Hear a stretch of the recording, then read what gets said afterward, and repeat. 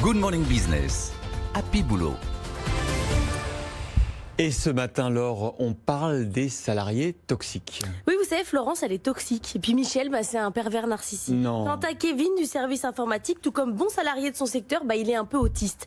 Alors pourquoi je vous raconte ça? Parce que l'enfer, c'est toujours les autres. Au point d'ailleurs que vous êtes vraiment mieux en télétravail qu'à continuer de vous coltiner les zinzins du bureau.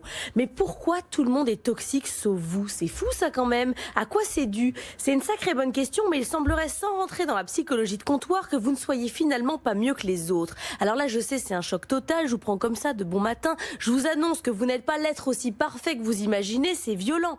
Gaël Châtelain, qui écrit régulièrement sur la vie de bureau et le management, a mis en place un petit exercice avec des questions simples pour savoir si vous aussi, vous êtes un vilain personnage. Voici les questions clés à se poser. Prenez-le comme un devoir de vacances.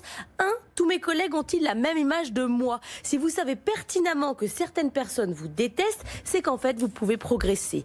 2. Est-ce que vous êtes exemplaire? Jamais de mail à 22h, jamais de retard, jamais laissé une imprimante sans papier, jamais coupé la parole, jamais laissé un gobelet quelque part. Allez, vous avez bien dû impacter le quotidien de quelqu'un autour de vous. 3e question, est-ce que vous êtes courageux? Et là, ça se corse. C'est la question clé. Est-ce que vous réagissez quand un collègue est humilié? Quand vous entendez des propos déplacés, laissez faire. C'est un comportement toxique. Alors oui, personne n'est parfait. Merci pour cette chronique. On aurait aussi pu lire l'horoscope de l'été dans Marie-Claire. D'ailleurs, pour les taureaux, attention si vous êtes ascendant licorne, il pourrait y avoir des turbulences au travail.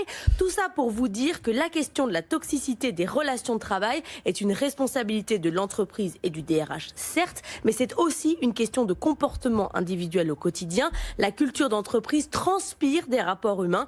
Conclusion, avoir des individus toxiques dans ses rangs est un risque de survie. Quand on voit le cas Ubisoft, on en a un bon exemple. Effectivement.